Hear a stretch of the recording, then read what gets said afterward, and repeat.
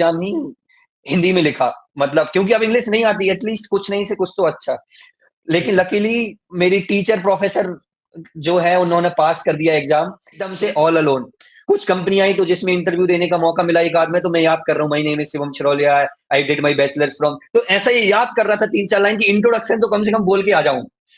आगे बोल पाऊं नहीं बोल पाऊं, मतलब मेरे फ्रेंड लोग बोल रहे थे कि भाई तू आंख बंद करके बोल के दिखा, कैसे बोलेगा। तो बस अब जॉबलेस हैं, अब अपने पास कोई ऑप्शन नहीं है, कहीं कुछ नहीं है, अब एकदम डिप्रेस्ड नजरें हैं कि इधर कुछ मिलेगा। तो रिजल्ट आया एक दिन आईआईएससी बैंगलोर का, अपन ने सोचा कि चलो कट ऑफ देख लेते हैं, अपना तो वैसे ही नहीं हुआ होगा। ओपन करते ही देख रहा हूँ, congratulation Shivam Shirolia, you got admission in IISc Bangalore for MTech in AI.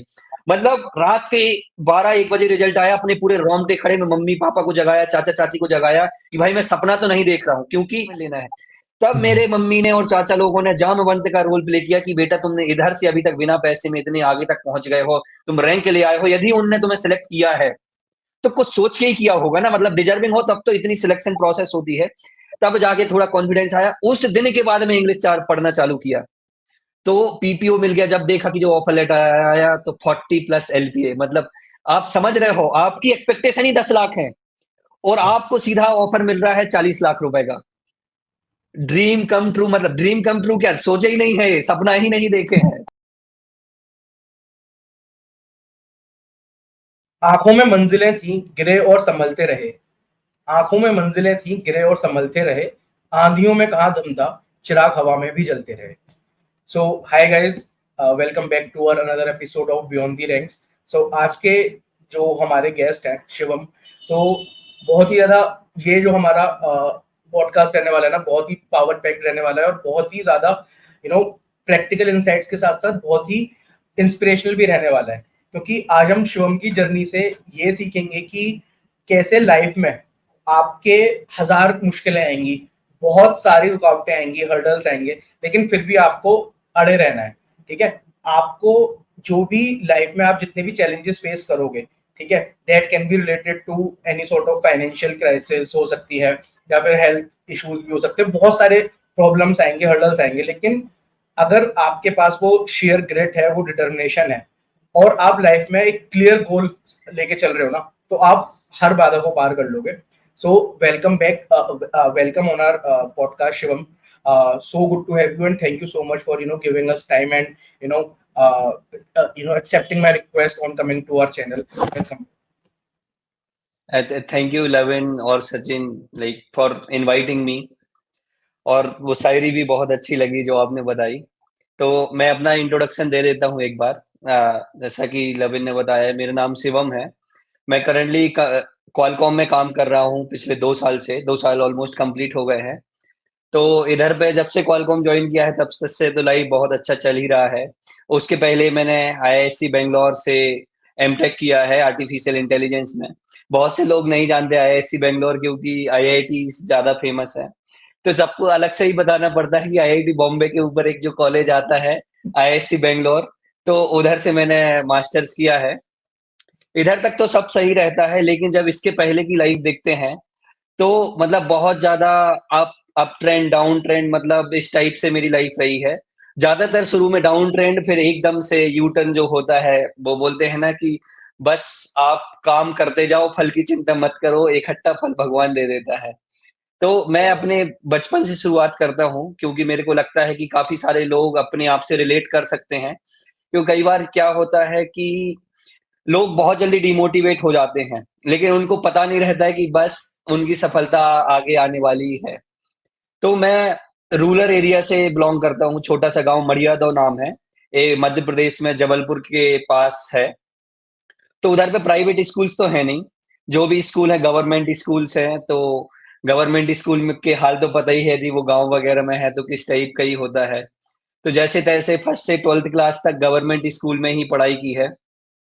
तो बात ये है कि गवर्नमेंट स्कूल में क्या होता है कि भाई अपने स्कूल चले गए तो चले गए, नहीं गए तो नहीं गए। उधर ही खाना वगैरह भी मध्याह्न भोजन मिलता है, तो अपने डब्बा लेके जाओ, 2-3 रोटी उधर ही खा लो, बस वही मस्ती वाला फेस है। तो और बाहर पढ़ने की अपने पास गुंजाइश भी नहीं थी कि भाई शहर में जाके पढ़ लें। तो मेरे मेरे घर में मम्मी-पापा, मैं और बड़ी बहन है। तो पापा जी क्या है, बचपन से बोल सुन नहीं पाते हैं। और मम्मी जी जो हैं मतलब ज़्यादा पढ़ी-लिखी नहीं है, तो आप समझ रहे हो कि गाइडेंस के लिए तो बिल्कुल ऐसा है कि जो जैसा गाइड कर दे, नहीं भी कर दे, तो खुद से ही आगे देखना है कि क्या बेस्ट है, क्या बेस्ट नहीं है। और दूसरी चीज़ ये है कि यार अर्निंग्स रिसोर्सेज़ जो हैं वो ना के बराबर हैं, कि अब तुम्हें पढ़ाई भी करनी है, तुम्हें अपनी इच्छाएँ पूरी करनी है, तो बहुत ज़्यादा प्रॉब्लम है। मेरे को अभी भी याद है कि जो गाँव में जो रहते हैं ना, बिजली के खंभे रहते हैं, तो यदि लाइट हाँ, चली जाए ना तो मतलब मैं और मेरे पापा वो डायरेक्ट तार जोड़े रहते हैं। तो सब लोग अपना सो रहे हैं गर्मी में छत के ऊपर, अपन को मच्छर काट रहे हैं, लाइट चली गई बस अपनी। तो मैं और पापा जी बस डंडा लेके ऊपर तार को हिला रहे हैं कि बस हमारी लाइट आ जाए। क्योंकि बात ये है ना कि सब लोग के घर में अच्छे मीटर्स लगे हैं, सब है। तो मैं बचपन में छोटा था, भाई हमारी ही लाइट क्यों चली जाती है? तो बहुत ज़्यादा स्ट्रगल था। लेकिन मेरे पापा बहुत ऑर्डिनरी और एक्स्ट्रा ऑर्डिनरी बोल सकते हैं, क्योंकि वो बोलते हैं ना कि भगवान एक चीज़ लेता है तो दूसरी चीज़ बहुत ज़्यादा देता है। तो बहुत ज़्यादा ब्रिलियंट इंसान है वो। मैं ऐसा क्यों बोल रहा हूँ, क्योंकि यार वो पढ़े-लिखे भी हैं, मतलब 12th पास हैं, तो आप सोचो कि कैसे उन्होंने पढ़ाई की होगी बिना बोलते सुनने के बाद। मेरे को भी नहीं पता है कि कैसे। वो एक्यूप्रेशर के डॉक्टर हैं, मतलब किसी को भी जॉइंट में पेन है या फिर कुछ मोच आ जाए या फिर कुछ कर जाए तो वो फ्री में ही मतलब पूरा इलाज करते हैं। चेस खेलते हैं, कार्ड्स खेलते हैं। इनफैक्ट मेरे को 10th तक मतलब वो ही पढ़ाते थे, पूछते थे कि भाई एग्ज़ाम दे के आए तो इसमें क्या फिल इन द ब्लैंक्स में क्या भरा है, ये एमसीक्यूज़ में क्या करके लिखा है, तो मतलब आप समझ रहे हैं। और मैं मतलब लेफ्ट हैंडी हूँ, तो उनने ही मेरे को लिखना सिखाया बचपन में, और उनकी और मेरी राइटिंग बहुत अच्छी है, नॉर्मली। तो पूरा मतलब ऐसा नहीं है, मेरे को कभी ऐसा फ़ील नहीं हुआ है कि यार पापा जी बोलते-सुनते नहीं हैं, तो कोई प्रॉब्लम हो रही है। मतलब उनने पूरा एक जो फादर की रिस्पॉन्सिबिलिटी है, तो उनने पूरा वो किया है। एज़ अ प्रोफ़ेशन वो टेलर भी थे, मतलब जो कपड़े सिलते हैं। तो जो घर का खर्च वग़ैरह है, तो वो टेलरिंग मटेरियल मतलब जैसे अपनी शॉप है छोटी-सी, तो वो खुद ही शहर जाके बिना किसी के उसके, खुद ही जाके, खुद ही सब सामान ले आते थे। तो मतलब आप समझ रहे हैं। तो वो इंसान यदि लाइफ़ में कुछ कर सकता है बिना किसी रिसोर्सेज़ के, बिना किसी के डिपेंडेंसी के, वो इंडिपेंडेंट है, फिर तो हमें तो कुछ ना कुछ करना ही पड़ेगा। तो होता क्या है गाँव में कि कई जो लोग हैं, उनके किराना की दुकान है या फिर कुछ और शॉप्स हैं। तो यार उनका यही सेटलमेंट है कि भाई बस जहाँ तक पढ़ पा रहे हो तो पढ़ लो, उसके बाद अपना तुम अपने पापा जी की दुकान सँभालो। लेकिन मेरे पास वो प्रिविलेज नहीं है, मेरे पास वो चॉइसेस नहीं है। तो अब 12th हो गई अपनी, अब 12th में मेधावी छात्रवृत्ति जो मिलती है ब 25,000 रुपए, वो भी मिला। अब 10th में क्या था, एक चीज़ और बताना मैं भूल गया, 10th में एक विज्ञान मेला करके लगता है। तो विज्ञान मेला में क्या होता है कि आपको कुछ साइंस का प्रोजेक्ट वगैरह बनाना रहता है, तो उसमें कुछ-कुछ पैसे मिलते हैं, कुछ लोगों को इंस्पायर अवार्ड मिलता है जिसमें 5,000 रुपए देते हैं। तो उसमें भी मॉडल्स वगैरह बनाए थे, तो मतलब स्टेट लेवल गए, सॉरी डिस्ट्रिक्ट लेवल में नंबर लगा, स्टेट लेवल में नंबर लगा। तो मतलब एक वो 10th क्लास से ही मतलब न्यूज़पेपर में अपनी फ़ोटो आने लगी थी कि हाँ भाई, वैज्ञानिक बनना चाहते हैं शिवम। तो जब वो लाइन अपन पढ़ते हैं ना, तो वो हमेशा मन में बनी रहती है कि यार इतनी बड़ी-बड़ी बातें तो हो गई, लेकिन अब कुछ नहीं करेंगे तो दिक्कत है। तो 12th के बाद जैसा-तैसा था, आप अपन को कुछ पता नहीं कि क्या करना है। किसी ने बोला कि भाई तुम बीसीए कर लो, किसी ने बोला कि तुम मतलब एमपीपीएससी की तैयारी कर लो, लेकिन हर चीज़ के लिए पैसा चाहिए है। तो उतने टाइम मेरे चाचा जी जो हैं, छोटे चाचा जी, उनने बोला कि बेटा एक काम करो कि तुम इंजीनियरिंग की जो कोचिंग होती है वो कर लो। तो उन्होंने पैसे लगाए उसमें, मतलब बहुत बड़ा सपोर्ट था उतने टाइम पे। तो मैंने जेईई मेन्स की तैयारी की और फॉर्च्यूनेटली मेरे को सही-सही कॉलेज मिल रहे थे। लेकिन अगेन अब कॉलेज चाहे एनआईटी हो, चाहे आईआईटी हो, उसी समय स्मृति ईरानी ने आईआईटीज़ की फीस डबल कर दी थी, एनआईटीज़ की फीस डबल कर दी और बाकी कॉलेजेस की फीस भी डबल कर दी। तो फीस अब कहाँ से लेके आएँगे? अब हो गया, मतलब उनने सपोर्ट कर दिया उतने टाइम पे, अब हर बार तो अपन नहीं माँग सकते हैं ना। तो उस रैंक के हिसाब से मतलब मैं कॉलेज के साथ कॉम्प्रोमाइज़ किया कि यार मेरे को गवर्नमेंट कॉलेज और जिसमें फीस बहुत कम है। तो मतलब एमपी के मेरे को बेस्ट कॉलेज मिल रहे थे, लेकिन उसमें 40,000 सेमेस्टर फीस थी, 50,000 सेमेस्टर फीस थी। तो जो 3rd रैंक का कॉलेज है, जो जबलपुर इंजीनियरिंग कॉलेज, तो उसमें मेरे को ट्यूशन फी वेवर में कॉलेज मिल रहा था।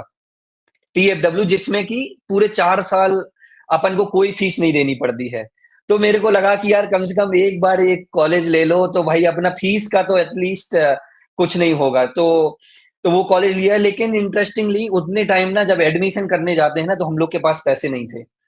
कि यार अब एडमिशन करने तो जाना है, अब किसी से बोल भी नहीं सकते कि पैसा नहीं है।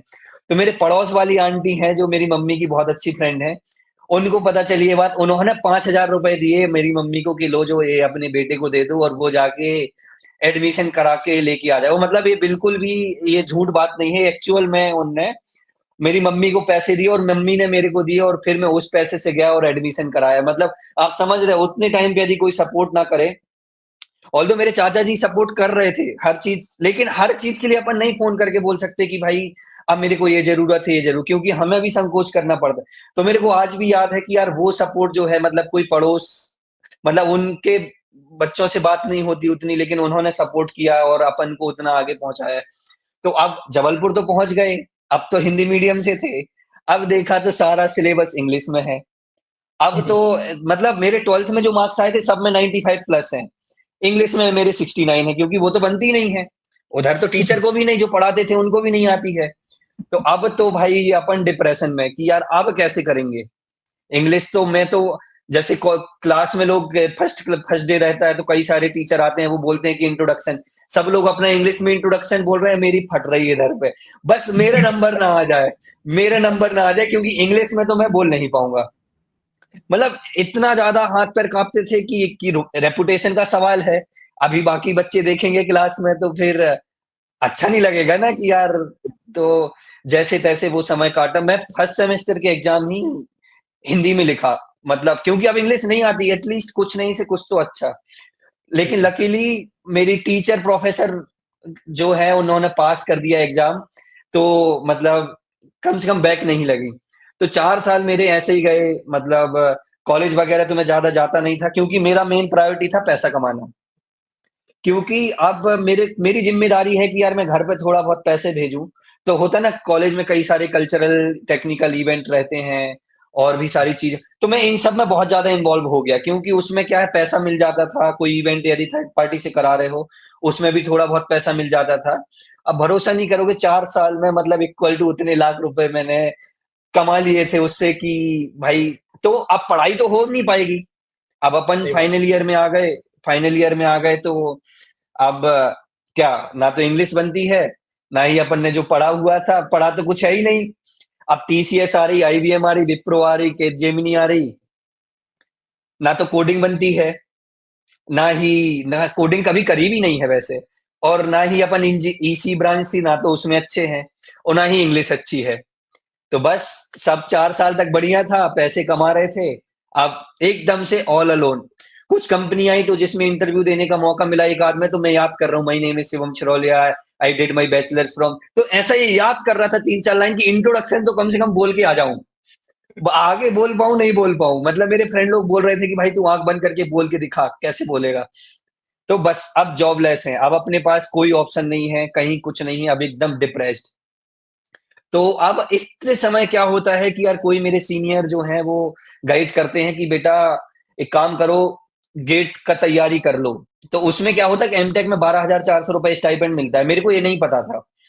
हाँ, तो टीसीएस आईबीएम में जॉब करने के बाद भी 20,000 रुपए मिलेगा।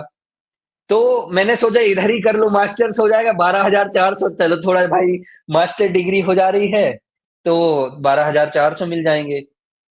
अब पैसे का भी अपन ने जोड़ तो लिए ही थे पैसे कि भाई कितना क्या पैसा है, तो उससे अपन ने कोचिंग वगैरह कर ली। लेकिन होता क्या है ना, अब जब कोचिंग करने जाओ एकदम से आप, तो चीजें कई बार रैंक अच्छी आती है, अपनी जो टेस्ट सीरीज वगैरह देते हैं, कई बार नहीं आती है।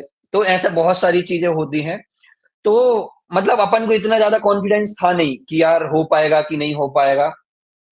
जैसे तैसे अपन ने दिन रात एक कर दिया, क्योंकि अब वही ऑप्शन है कि यदि नहीं मिला इस टाइप, पता चला कट ऑफ भी क्लियर नहीं हुआ, ये वो, तो फिर तो लफड़ा हो जाएगा, फिर क्या करेंगे। गांव में भी बड़ा नाम हो गया है, लड़का बाहर पढ़ रहा है, ऐसा अब एग्जाम्पल भी नहीं देना है कि बिना जॉब के घर ही आ गए हैं। तो फिर मेरी मतलब मैं एग्जाम दे के आया तो मेरे को लगा कि मेरी अच्छी रैंक नहीं आएगी, मेरा पेपर बिगड़ गया है। तो बहुत ज्यादा डिप्रेस था, मैं बहुत रोया भी कि यार कैसा क्या होगा। क्योंकि अब जब एग्जाम दे के आए मेरे को ऐसा फील हुआ, तब तक चलो जैसा देखा कि ठीक है, अब जो होगा देखा जाएगा, जो मिलेगा वो देखा जाएगा, इतना हो गया था कि कट ऑफ क्लियर हो जाएगा। तो फिर वो आते ना मार्क्स वगैरह आते हैं जो कोचिंग वाले निकाल दे, तब उसमें देखा कि यार मेरा भाई बढ़िया हो जाएगा, तब उतने टाइम पे अपन खुश हो गए कि चलो कुछ ना कुछ बढ़िया हो जाएगा। अब पैसा तो आना बंद हो गया ना, अब अपनी आदत तो कॉलेज जैसी है। तो एक दिन फेसबुक चला रहे थे तो देखा कि यार कोई बंदा बोला कि यार जो कोई मेरे गेट के डाउट सॉल्व करेगा, मैं उसको 50 रुपए दूंगा एक क्वेश्चन के। मैंने बोला अरे वाह यार, कोचिंग में तो मैं फ्री में सॉल्व करता था लोगों के, इधर तो 50 रुपए देगा ये। मैंने बोला भाई बढ़िया है, 50 रुपए दोगे मैं तो करूंगा। बोला मेरा काम मैं रात में ही पढ़ता हूँ, तो मैं रात को ही दूंगा पैसे, रात को ही क्वेश्चन करूंगा। तो मैंने बोला ठीक है भाई, रात को दे देना पैसे। अब क्वेश्चन वो दे रहा है, मैं रोज सॉल्व कर रहा हूँ 2-3 क्वेश्चन। लेकिन फिर 2-3 दिन बाद मेरे को लगा यार ये पैसे क्यों दे रहा है, इसके इतने रिसोर्सेस हैं, तो ये पैसा क्यों दे रहा है, मतलब ऐसा तो भाई कहीं से मिल रहा है, इतना बड़ा आदमी तो कोई होता नहीं कि अलग से असिस्टेंट मेरे को हायर करके रखा है डाउट सॉल्व करने के लिए। मैं रात के 1-1 बजे तक जाग रहा हूँ इसका सॉल्व करने के लिए। तो अब एक आध दिन उसने क्वेश्चन भेजा, तीसरे चौथे दिन वो मेरे से बन नहीं रहा था, तो मैंने गूगल सर्च किया, तो देखा वो किसी एक वेबसाइट से इंटरकनेक्टेड था। फिर मैंने इग्नोर कर दिया कि ठीक है। ऐसे 2-3 बार हुआ, वही वही वेबसाइट आ रही, तो फिर मेरे क्यूरियोसिटी हुई कि यार हो क्या रहा है। तब देखा देखा वो चेक नाम की एक वेबसाइट है, वो चेक। वो 250 रुपए देते हैं एक क्वेश्चन का, और एक गरीब साला मेरे को 50 रुपए में सेम काम करवा रहा है, वो बैठ के 200 रुपए खुद कमा रहा है। मैं सही पहले बात तो उसको किया ब्लॉक, मैं बोला भाई अब चलता हूं, अब मैंने बहुत पैसे कमा लिए हैं तुमसे, अब अपन खुद का धंधा चालू करेंगे। तो है। अब वही है ना, तुक्के में अब मिल गया, तो रोज अब क्वेश्चन कर रहे हैं 8-9 तो 1-2 हजार रुपए का अपने पास आने लगा पैसा। अब फ्री है क्योंकि उसी समय कोविड वगैरह आ गया था, तो घर पे ही थे, कुछ हो नहीं रहा था। तो मतलब समझ रहे हैं, ये इधर से मतलब बहुत कॉन्फिडेंस आ गया कि यार चलो बढ़िया है, फिर सब सही पैशन चल रहा था। कॉन्फिडेंस। अब रैंक, हाँ, अब गेट की रैंक आ गई, तो रैंक भी मतलब मेरी 383 रैंक थी, जिसमें 99.6% आए। तो रैंक इतनी अच्छी थी कि आईआईटी मिल जाती, मतलब आईआईटी कानपुर खड़गपुर मिल जाता, but IIT Delhi, IIT Bombay और ये आईआईएससी बैंगलोर, ये सब नहीं मिल पाता। ईसी में बहुत ज्यादा कंपटीशन है। तो मैं अब इतनी रैंक आई, अपन तो बहुत ज्यादा खुश हैं, क्योंकि पेपर अपना शायद अच्छा नहीं गया था, ऐसा लग रहा था। तो मैं मम्मी को मैं कैंपसेस दिखाता था कि देखो अब तुम्हारा लड़का इधर पढ़ेगा, ये देखो पापा को इधर पढ़ेगा। लेकिन जब आईआईटी बॉम्बे दिल्ली आईआईएससी की बारी आती, नहीं मम्मी ये नहीं देखेंगे, इधर नहीं मिलेगा। तो ऐसा करके अपन उनको उतने सपने जितने ही दिखाए जितना पॉसिबल हो पाए। अब काउंसलिंग करने की बारी आई, तो फिर आईआईएससी का फॉर्म, अब फॉर्म तो सब भर ही देते हैं, तो सारे वीएलएसआई ईसी की जितनी ब्रांचेस हैं, 3-3 4-4 सब भर दी। आईआईएससी में एक ऑप्शन था 5 ब्रांचेस भर सकते हैं, तो अब 5 में तो मेरे को पता ही नहीं था, 4 ईसी की भर दी। तो किसी से सजेशन लिया कि भाई कौन सी भर दें, तो उनने बोला एक एआई ब्रांच आई है, तुम एआईएमएल भर दो। अपन को कुछ नहीं पता है क्या एआईएमएल होता है, बस भरना है, फॉर्मेलिटी है, भर दिया। कोई एक्सपेक्टेशन नहीं है आईआईटी बॉम्बे से, कोई एक्सपेक्टेशन नहीं है आईआईएससी बैंगलोर से, अपन को सिर्फ आईआईटी कानपुर खड़गपुर पे नजरें हैं कि इधर कुछ मिलेगा। तो रिजल्ट आया एक दिन आईआईएससी बैंगलोर का, अपन ने सोचा कि चलो कट ऑफ देख लेते हैं, अपना तो वैसे ही नहीं हुआ होगा। ओपन करते ही देख रहा हूँ congratulation Shivam Shirolia, you got admission in IISc Bangalore for MTech in AI.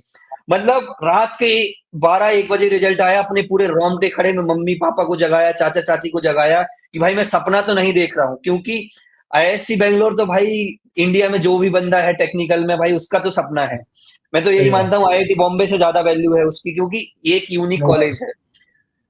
Same time पे खुशी और सेम टाइम पे दुख भी कि भाई एआईएमएल मिला है, इसमें क्या करते हैं, मतलब इंडिया के बेस्ट इंस्टीट्यूट में मिला है। मैं 1 बजे अपने सीनियर लोगों को फोन कर रहा हूँ, जगा रहा हूँ कि यार अब इंग्लिश अच्छी है नहीं है, ऑफर लेटर है, मैं उनको पूछ रहा हूँ देख लो यार कहीं इंटरव्यू का तो नहीं बोले हैं, कहीं इसके बाद रिटन एग्जाम तो नहीं लेंगे, सच में एडमिशन मिला है कि नहीं। अपन को इतनी इंग्लिश पे कॉन्फिडेंस तो है नहीं। मैं भाई अपने दोस्तों को फोन कर रहा हूँ लिटरली कि यार देख दो यार, पढ़ के बता दो, क्यों उतने समय चैट जीपीटी वगैरह तो है नहीं ना कि ट्रांसलेट करा दो। तो वो भाई बोल रहे हैं कि हाँ भाई तुम्हारा एडमिशन तुम्हें भाई ऑफर मिला है। तब जाके उस दिन तो सोया ही नहीं, मंदिर वगैरह गए, लेकिन बड़ी टेंशन कि अब बेंगलोर जाना है, उधर पे कोई हिंदी में बात करता नहीं है और अपन को इंग्लिश आती नहीं है। कोडिंग एआईएमएल में करनी पड़ेगी, वो तो बिल्कुल नहीं आती। पाइथन भी तभी सुन रहे हैं अपन की ऐसी कुछ लैंग्वेज होती है, और इस बिल्कुल सच बात है। और अगली बात क्या है कि एआईएमएल ये क्या होता है, अपन को दिमाग में लग रहा है कोई ब्रेन नर्व से कुछ मशीन वशीन बनाते होंगे, वो तो अपन को बनता नहीं है। अपन तो ईसी में रैंक लेके आए हैं। तो भाई डिप्रेस्ड, मतलब एक तरफ बहुत खुशी भी है और दूसरी तरफ ये डर लग रहा है कि प्लेसमेंट हो भी पाएगा कि नहीं हो पाएगा। अपन तो इंट्रोडक्शन ही याद करके बोलते हैं, तो कैसा क्या। तो उतने टाइम पे भाई मेरे मम्मी पापा और जो चाचा लोग हैं उनने मतलब जामवंत का रोल प्ले किया। जामवंत आप समझते हैं ना? हाँ, जामवंत का हाँ, रोल मैं बता देता हूँ। राजीव रामायण में शक्ति। जब, हाँ, जब संजीवनी लेने जा रहे थे लक्ष्मण जी के लिए, तो हनुमान जी को उतना अपने ऊपर भरोसा था नहीं। तो जामवंत ने उनको अपनी शक्तियों का बताया था कि यार भाई, तुम्हारे पास इतनी पावर्स है, तुम ये सब कर सकते हो, बस तुम्हें स्टार्ट करना है। क्योंकि मैं बहुत ज्यादा डिप्रेस हूँ। मतलब एडमिशन मिल गया, अच्छा है, 2 दिन बाद वो उतर गया, लेकिन अब मेन प्रॉब्लम तो यही है ना, प्लेसमेंट लेना है। तब मेरे मम्मी ने और चाचा लोगों ने जामवंत का रोल प्ले किया कि बेटा तुमने इधर से अभी तक बिना पैसे में इतने आगे तक पहुंच गए हो, तुम रैंक ले आए हो, यदि उनने तुम्हें सिलेक्ट किया है तो कुछ सोच के ही किया होगा ना, मतलब डिजर्विंग हो तब तो इतनी सिलेक्शन प्रोसेस होती है। तब जाके थोड़ा कॉन्फिडेंस आया। उस दिन के बाद में इंग्लिश चार पढ़ना चालू किया कि अब इंग्लिश कैसे क्या बोलना है, क्या करना है। तब फिर टेलीग्राम पे कुछ ग्रुप्स वगैरह रहते हैं। तो अब इंग्लिश सीखने के लिए भाई एजेएमआर और ग्रामर वो गो एंड गॉन वैसे इंग्लिश नहीं सीख पाते हैं। सीधी सी बात है, मुंह से निकालो जो निकालना है तुम्हें, तो जो भी बोलना है। क्योंकि मेरे लिए अब आईएससी से बड़ा इंग्लिश है कि इंग्लिश के अब नहीं हिंदी में लिख पाएंगे कुछ। तो जैसे तैसे एक लड़की ढूंढ ली अपन ने उसको भी इंग्लिश सीखना था।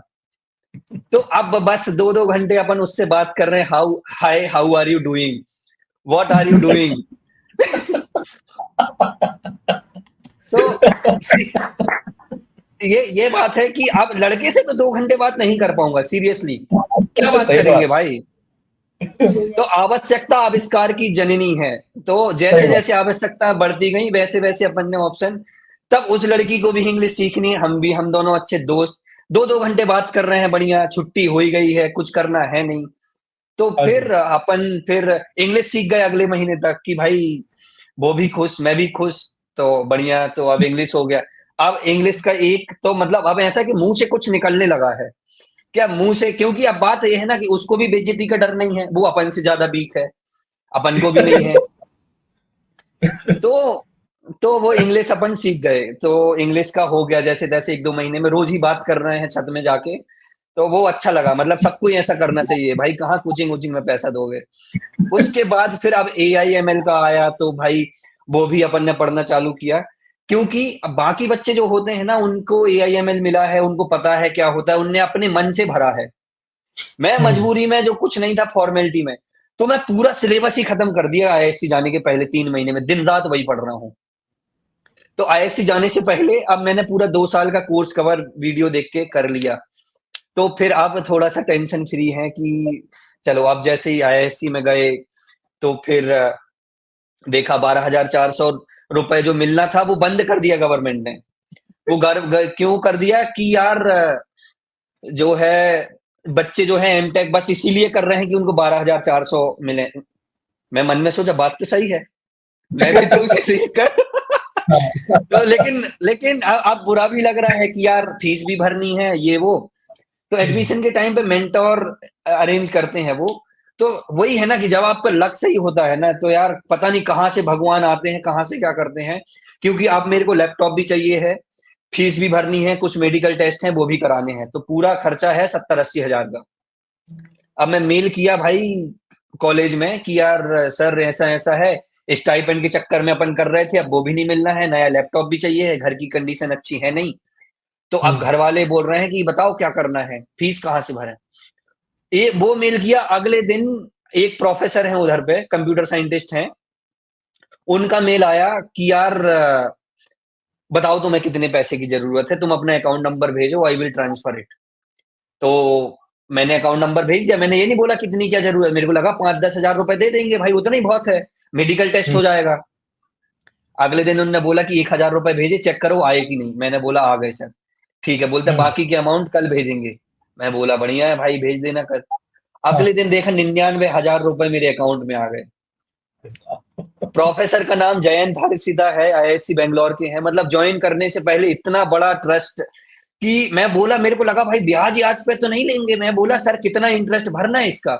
और बोले भाई कोई इंटरेस्ट नहीं, this is for long term advance for you, I don't want any student who suffer because of the financial situation. because you are having the capabilities, you crack the IISc Bangalore, India's best institute. So I don't want any student to suffer because of financial situation. और वो ये भी बोला आगे कि यार आगे going forward जब तक कि तुम्हारी नौकरी ना लग जाए, जब जब तुम्हें पैसे की जरूरत पड़े, तब तब तुम बेझिझक मेरे को यार मेल कर दो। मतलब समझ रहे हो, आज के टाइम पे 1000 रुपए कोई फ्री फोकट का नहीं देता है, वो इंसान ने मतलब, तो उसके पैसे से भाई अब सोचो, मेरी मम्मी ऐसे शॉक्ड कि यार ऐसे कौन पैसे दे देता है अचानक से। तो फीस भरी, सब कुछ हुआ। मतलब मैं तो उस टाइम पे बिल्कुल ऐसा था कि यार भगवान बस सच में एग्जिस्ट करते हैं। जैसे ही आईएससी ज्वाइन किया वैसे ही लोगों ने भाई, ढांडे सर को यदि जानते हो गेट वाले, तो उनने कुछ रैली वगैरह निकाली, गेट का स्टाइपेंड भी चालू हो गया, वापस चालू, तो वो भी मिलना चालू हो गया। तो अब फिर उसके बाद एक रिलायंस फाउंडेशन स्कॉलरशिप का आया। तो रिलायंस फाउंडेशन स्कॉलरशिप उसी साल स्टार्ट हुई थी, जिसमें उन्होंने बोला था कि यार तुम्हें 6 लाख रुपए देंगे बच्चे को जो भी मतलब इस स्कॉलरशिप में सिलेक्ट होगा, लेकिन सिर्फ 40 बच्चे सिलेक्ट करेंगे। उनको चाहिए लीडरशिप इन एआई, जिसमें लीडरशिप क्वालिटी हो और एआई आता हो।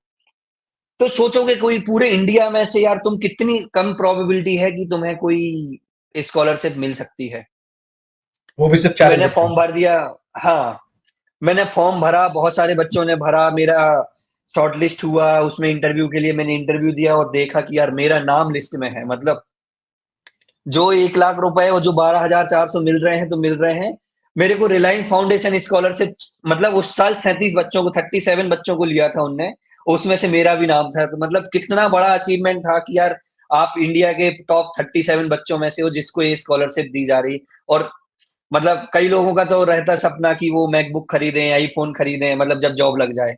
रिलायंस वालों ने पहले ही कॉलेज में ही मैकबुक प्रो दे दिया, आईफोन दे दिया, मॉनिटर दे दिया, मतलब सब लग्जरी। तो यही है। फिर देखा इसरो का रिजल्ट आया, इसरो में मेरा सिलेक्शन हो गया as a scientist SC post के लिए। तो ये कहानी है कि भाई शुरू से एंड तक की एक बार बस आप मेहनत करते जाओ, एक बार आपकी मेहनत जब पूरी हो गई तो भगवान बोलता बस बेटा, अब तुम्हें मेहनत करने की जरूरत नहीं है, अब तुम सिर्फ रिजल्ट देखो जो तुमने पास्ट से अभी तक किया है। अब एक और चीज इधर पे ये होती है कि अपनी तो सैलरी एक्सपेक्टेशन 3 लाख, 5 लाख, 10 लाख है। अपन ने पैकेज ही उतने देखे हैं कि भाई अपन का तो अब उम्मीद आईएससी के हिसाब से होगी 10-12 लाख मिल जाएगा।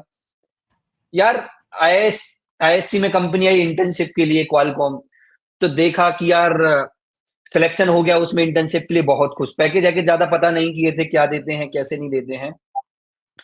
तो पीपीओ मिल गया, जब देखा कि जो ऑफर लेटर आया तो 40+ एलपीए। मतलब आप समझ रहे हो, आपकी एक्सपेक्टेशन ही 10 लाख है और आपको सीधा ऑफर मिल रहा है 40 लाख रुपए का। ड्रीम कम ट्रू, मतलब ड्रीम कम ट्रू क्या, सोचे ही नहीं है, सपना ही नहीं देखे हैं। तो फिर ये सब चीजें हुई, फिर मैं गोइंग फॉरवर्ड रिसर्च पेपर भी पब्लिश किया। तो अब तो लाइफ मतलब बहुत मस्त चल रही है, कुछ चीज के लिए सोचना नहीं पड़ता है। इंट्रोडक्शन लंबा हो गया, लेकिन मैं पूरी बेसिक से लेके एडवांस तक स्टोरी कवर किया हूँ। है कई सारी चीजें, लेकिन ये है कि कोई भी व्यक्ति वो देखे तो मैं ये चाहता हूँ मेन पार्ट उसका यही रहना चाहिए कि भाई कभी हार मत मानो यार, बस मेहनत करते रहो, तुम्हें जरूर कुछ ना कुछ अच्छा मिल जाएगा, भगवान तुम्हारे लिए सोच के रखे हैं। जरूर जरूर। यार इंट्रोडक्शन लंबा कितना भी हो, लेकिन मतलब लिटरली मैं बता रहा हूँ 5 से 6 इंट्रोडक्शन, मतलब ये हमारा 12th पॉडकास्ट है और इससे अच्छा इंट्रोडक्शन शायद ही कभी सुना होगा। और मैं इतने पॉडकास्ट सुनता भी हूँ, मतलब लिटरली 5 से 6 बार मुझे गूज़बम्स आए। मतलब हर 5 मिनट पर आपकी जर्नी ने ऐसे ट्विस्ट लिया, हर 5 मिनट में ऐसा लग रहा था कि भाई बंदे ने कितना कुछ सफर किया, लेकिन उसके बाद भी बंदा खड़ा रहा। मतलब एक मेरे को लाइन बोलनी है, मतलब यहाँ पर एक मैं भी कोटा रहा हूँ, मैंने बीटेक किया और एमटेक किया, तो थोड़ा बहुत मैं भी लिखता हूँ। ऑल्दो मेरा मेरा लिखा हुआ नहीं है, लेकिन ये one of the favourite quotes है मेरा कि गम मेरे साथ बड़ी दूर तक गए, पर जब पाई ना मुझ में थकान तो वो खुद थक गए। तो मतलब आपके लाइफ में 25-26 साल की जितनी भी आपकी एज होगी, हर साल मतलब भगवान ने आपको चैलेंजेस दिए, लेकिन उन चैलेंजेस से ना कभी आपने हार नहीं मानी, जितना मैं समझ पा रहा हूँ आपकी जर्नी से। और मतलब और एंड अब आते आते जैसा आपने बताया कि बस तू कर्म कर, आप बस अपने एक्शंस पर ध्यान देते रहे, और आज देखो आपको उसका फल मिल रहा है, आपको उसका रिवॉर्ड मिल रहा है। सो हेड्स ऑफ शिवम भाई, बहुत कुछ है आपसे सीखने के लिए। और पता है एजेंडा भी, मतलब मैं अपने व्यूअर्स को बताना चाहता हूँ जो हमारे व्यूअर्स हैं, कि शिवम ने अभी लास्ट वीक ही लिंक्डइन पर 1,30,000 फॉलोअर्स की हैं। तो मतलब लिंक्डइन पर बहुत बड़ा नाम है। जो लोग लिंक्डइन चलाते हैं वो शिवम को जरूर जानते होंगे, जो नहीं भी चलाते हैं उनके लिए मैं बताना चाहता हूँ कि ऑलमोस्ट 1,30,000 इनके फॉलोअर्स हैं लिंक्डइन पर। और तो लिंक्डइन पर क्या है, शिवम बहुत अच्छे इंस्पायरिंग पोस्ट भी लिखते हैं, जॉब ओपनिंग्स के रिलेटेड और इंटर्नशिप से related, career tips, success mantras बताते हैं, बहुत सारे एस्पेक्ट्स पर बात करते हैं और बहुत हॉट टॉपिक और ट्रेंडिंग टॉपिक पिक करते हैं। लेकिन पॉडकास्ट में शिवम को इनवाइट करने का रीजन ही यही था कि कुछ हम ऐसे अनटच्ड पहलुओं पर बात करें, कुछ ऐसी स्टोरीज, क्योंकि जाहिर सी बात है जो शिवम ने अपने इंट्रोडक्शन में अपने आधा घंटे का इंट्रोडक्शन दिया, ये इंट्रोडक्शन लिंक्डइन पे नहीं पड़ा होगा, ये इंट्रोडक्शन उनका इंस्टाग्राम फेसबुक कहीं नहीं पड़ा होगा। ये सिर्फ हम पॉडकास्ट के थ्रू ही हम हमारे व्यूअर्स तक पहुंचा सकते हैं कि भाई लाइफ में हर किसी की लाइफ इतनी केक वॉक जर्नी नहीं होती, इतनी ईजी नहीं होती। ठीक है, हर किसी को ना अपने दुख बड़े लगते हैं, लेकिन जब सामने वाला दूसरे इंसान का दुख देखता है, अगर मैं अपने रिलेट करूं कि यार touchwood by God grace mummy papa healthy थे, बहुत अच्छा फाइनेंशियल स्टेटस भी अच्छा था, मिडिल क्लास फैमिली से आते हैं, लेकिन मैं अगर आपसे कंपेयर करूं तो बहुत सारे आपने चैलेंजेस फेस किए, लेकिन उसके बाद भी ना आप डटे रहे भाई, वो लिटरली हेड्स ऑफ। बहुत सारे लोगों के लिए आप आज इंस्पिरेशन हो। So like moving on to another और मैं व्यूअर्स को ये बताना चाहता हूँ, ये पॉडकास्ट थोड़ा सा हो सकता है कि लंबा हो, घंटे भर का, सवा घंटे का भी हो सकता है, क्योंकि बहुत कुछ है। शिवम की 10 साल की जर्नी है, लाइक 2014 से उनका बीटेक, फिर गेट की प्रिपरेशन, फिर एमटेक, फिर अब 2-2.5 साल का उनका प्रोफेशनल जर्नी। तो पॉडकास्ट थोड़ा लंबा भी हो सकता है। तो now coming back to our main agenda, तो हम एस्पेक्ट्स पर, जो उनके मेन एस्पेक्ट्स हैं, जो करियर ट्रेजेक्ट्री की बात करें, जो छोटे छोटे पहलू की हम बात करेंगे। तो शिवम भाई पहले हम ना बीटेक के रिलेटेड बात करते हैं। तो बीटेक में आपको क्या लगता है, जब आप बीटेक कर रहे थे तो प्रोज एंड कॉन्स दोनों की बात हम करेंगे। तो बीटेक जब आपने जबलपुर से की, तो उन 4 सालों में जैसे एक लर्निंग तो निकल के आई कि आपने पैसे अर्निंग या साइड बाय साइड हसल करना स्टार्ट किया, पैसे कमाना स्टार्ट किया। लेकिन बीटेक की अर्निंग में ऑन अ लाइटर नोट मेरे को ये समझना है कि जबलपुर में जो आपने दोस्त बनाए, जो बीटेक की जर्नी में दोस्त बनाए, उनका क्या रोल रहता है? क्योंकि एक कोट है ना एपीजे अब्दुल कलाम सर का कि यार जो हमारा सर्कल रहता है ना, उसका बहुत सिग्निफिकेंट रोल रहता है हमारी ग्रोथ पर। तो जो आपका फ्रेंड सर्कल था बीटेक के टाइम पर, उनका क्या रोल था? प्लस उस बीटेक की जर्नी ने आपको कैसा एज अ ह्यूमन शेप किया, जो आप आज अपना आपने सक्सेस अचीव की है, तो वो बीटेक जो आपने किया उसका कितना इंपॉर्टेंट रोल है? यार बात यह है कि बीटेक ही एक ऐसा लेवल है जहां पे पूरा लाइफ आपका डिसाइड होता है कि आप क्या करोगे लाइफ में। क्योंकि बीटेक में आप घर से पहली बार बाहर निकले हो, अब आपको कोई देखने वाला नहीं है। मतलब सिंपल ट्रस्ट पे काम चल रहा है। आप मम्मी पापा को फोन पे बता रहे हो कि हाँ भाई ये कर रहा हूं, तो मम्मी पापा ट्रस्ट शो कर रहे हैं। लेकिन आप क्या कर रहे हो क्या नहीं कर रहे हो वो आपके ऊपर डिपेंड करता है। तो मेरे केस में ये था कि यार अपन को तो किसी ने सजेस्ट किया ईसी ब्रांच अच्छा, ईसी ले लो। जाने के बाद पता चला कि यार ईसी ब्रांच में तो कोई स्कोप ही नहीं है, टायर 3 कॉलेज में तो कंपनीज ही नहीं आती। तो अब तो फिर अपन उम्मीद ही छोड़ दिए ज्यादा की। लेकिन हम लोग क्या है कि यार गवर्नमेंट हॉस्टल में रहते थे, क्योंकि पैसा उतना था नहीं कि प्राइवेट में दे पाए। गवर्नमेंट हॉस्टल में 1,000 रुपए ही लगता है फीस पूरे साल का। तो और खाने का भी मतलब ऐसा है कि 1,000-1,500 रुपए में काम हो जाता था।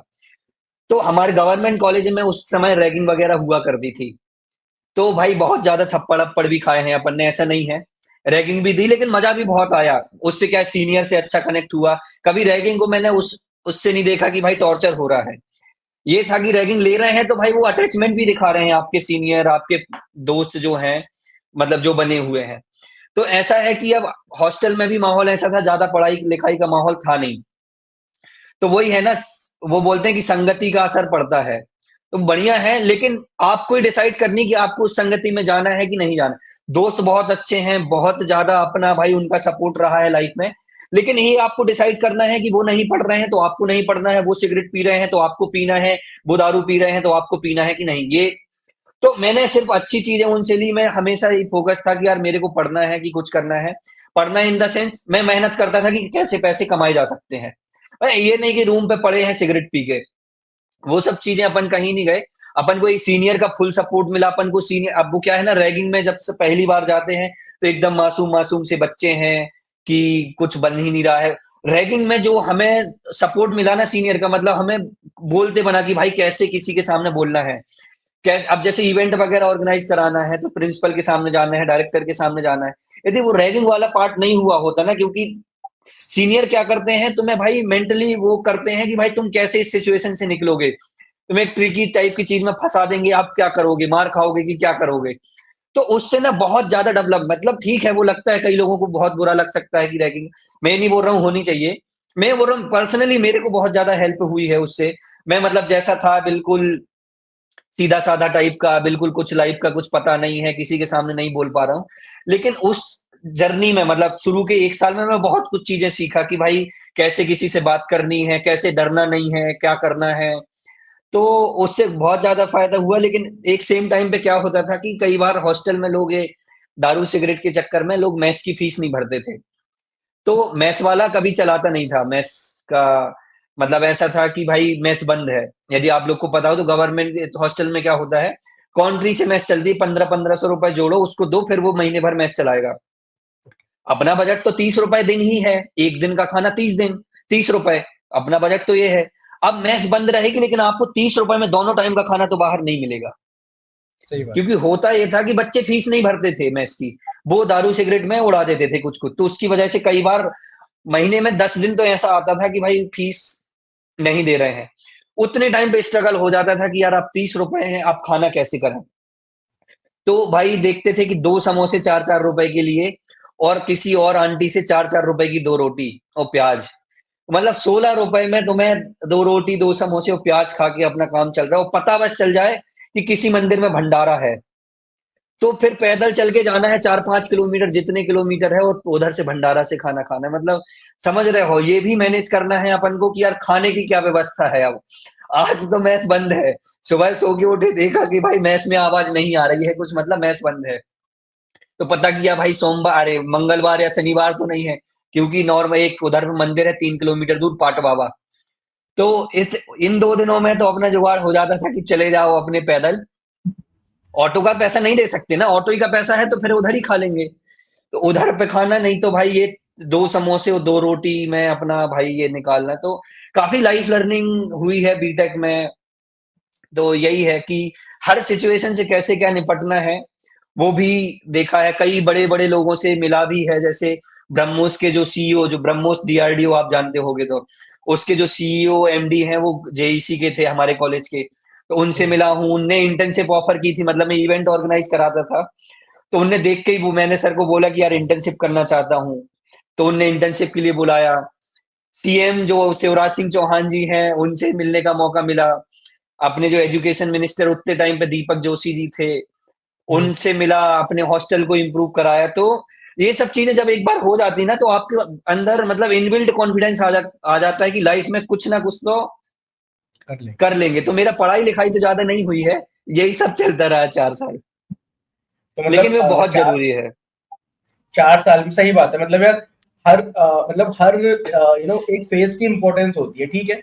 हो सकता है कि आईएससी में आपका एकेडमिक अपलिफ्टमेंट बहुत ज्यादा हुआ हो, लेकिन बीटेक की जर्नी से जितना मैंने समझा कि आपका जो एक ओवरऑल पर्सनैलिटी आपकी ग्रूम हुई, बहुत पॉलिश हुई, प्लस जो आपका एक अंडर कॉन्फिडेंट चाइल्ड था स्कूल में, जो डरता था, सहमा हुआ रहता था, बात नहीं कर पाता था, थोड़ा इंट्रोवर्ट टाइप का था, वो थोड़ा एक्सट्रोवर्ट हुआ, ठीक है। उसका वो निडर हुआ एकदम, उसका भय खुला, ठीक है, भय भागा, और एकदम से ना लोगों से इंटरेक्ट करने का, जैसे आपने बहुत सारे इवेंट कराए, बड़े बड़े बड़े बड़े लोगों से मिले, हस्तियों से मिले, तो ये भी एक अपने आप में एक बहुत बड़ी लर्निंग है, और इससे आपकी पर्सनैलिटी कहीं ना कहीं तो ग्रूम जरूर हुई होगी, ठीक है। और सो मेन चीज ये है कि इसमें मतलब नॉर्मल जैसे मैंने 4 साल बर्बाद किए, बाकी लोग को मैं क्या कह सकता हूँ कि यार तुम 3 साल बर्बाद कर लो, कोई दिक्कत नहीं, मतलब लड़कीबाजी करो, खूब फोन पे बातें करो, घूमो घामो, जो करना है करो, बस चौथे साल जो आ रहा है ना उस टाइम पे सीरियस हो जाओ, जो जैसे मैंने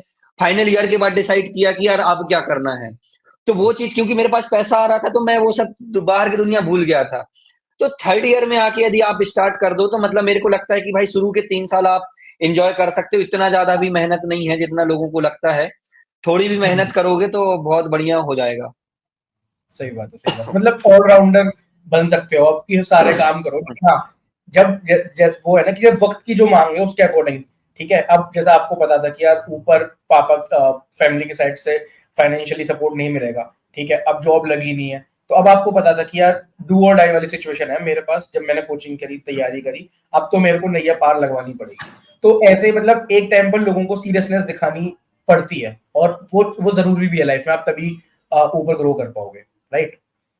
या सो शिवम, मूविंग ऑन कि यार जैसे आपने इंट्रोडक्शन में बताया अपनी गेट की जर्नी वगैरह का, तो यार एक बात मेरे को ये भी समझनी है आपसे कि जब आप क्योंकि एक ना मतलब मैं एक उस बंदे की साइड जानना चाहता हूँ, क्योंकि ये क्वेश्चन है, क्योंकि बहुत सारे लोग ये पूछते हैं। तो आपको पता चल गया बीटेक में आपका प्लेसमेंट नहीं हुआ, ठीक है, रीजंस भी आपने बताए कि किस किस रीजंस की वजह से नहीं हुआ।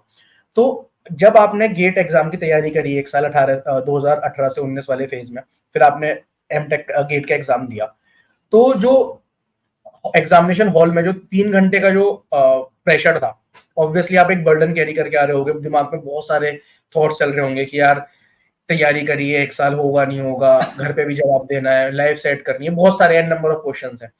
तो वो एग्जामिनेशन हॉल में वो फियर, वो डर का माहौल, वो 3 घंटे के बारे में अपने इमोशंस समझाऊंगा मैं, वो कैसे थे 3 घंटे? तो रैंक आने का मेन रीजन ही यही है कि अपन मतलब जो एग्जाम हॉल में जो 3 घंटे हैं उसकी प्रैक्टिस पहले से करके जा रहे हैं। एक क्लास में 300 लोग रहते हैं, सेम कोचिंग में 300 लोगों की रैंक नहीं आती, किसी एक आध की आती है, दो की आती है। क्यों? क्योंकि बात ये है ना, जैसे मैं गेट की कोचिंग कर रहा हूँ, GATE is all about solving the problems, not memorising the things. तो बाकी बच्चे क्या कर रहे हैं, 6-8 घंटे कोचिंग पढ़ रहे हैं, घर आके फिर वही रिवाइज कर रहे हैं। मैंने सिर्फ स्मॉल चेंज क्या किया था कि जो कोचिंग में पढ़ के आ गए, घर पे सिर्फ 15 मिनट में पेज पलटा लो कि क्या किया किया है। लेकिन अल्टीमेटली तो हमें प्रॉब्लम सॉल्व करनी है ना, तो मैंने 4 कोचिंग की टेस्ट सीरीज ले ली। तो अब उसमें टेस्ट सीरीज से क्या है कि भाई वैरायटी ऑफ क्वेश्चन मिल रहे हैं। दूसरी बात, अपन टेस्ट दे रहे हैं तो टाइम कैसे क्या हमें देना है, और सिली मिस्टेक्स जो मेन होती है, क्योंकि 2-3 क्वेश्चन आप गलत कर दो तो 200 से 2000 रैंक बन जाती है वो तो गेट में। और टाइम मैनेजमेंट कैसा है, और तीसरी चीज ये है कि भाई नया क्वेश्चन जब आता है तो यदि डायरेक्ट आप एग्जाम में सॉल्व करोगे तो आप सॉल्व नहीं कर पाओगे। तो यदि वैरायटी ऑफ क्वेश्चन आ रहे हैं, कठिन क्वेश्चन आ रहे हैं, तो टेस्ट सीरीज के थ्रू क्या होता है कि यार आपके अंदर आदत आ जाती है कि नया क्वेश्चन भी यदि कोई आ रहा है तो यार उसको आप कैसे सॉल्व करोगे, और सॉल्व करना है कि नहीं करना है। तो ये प्रैक्टिस मतलब मैं दिन रोज ही एक ना एक टेस्ट देता था, रोज प्रैक्टिस करता था। तो मेरे को पूरी मतलब आइडिया लग गया था कि यार कैसे क्या एग्जाम होता है, कैसे क्या होता है। तो सिली मिस्टेक्स के चांस बहुत कम थे।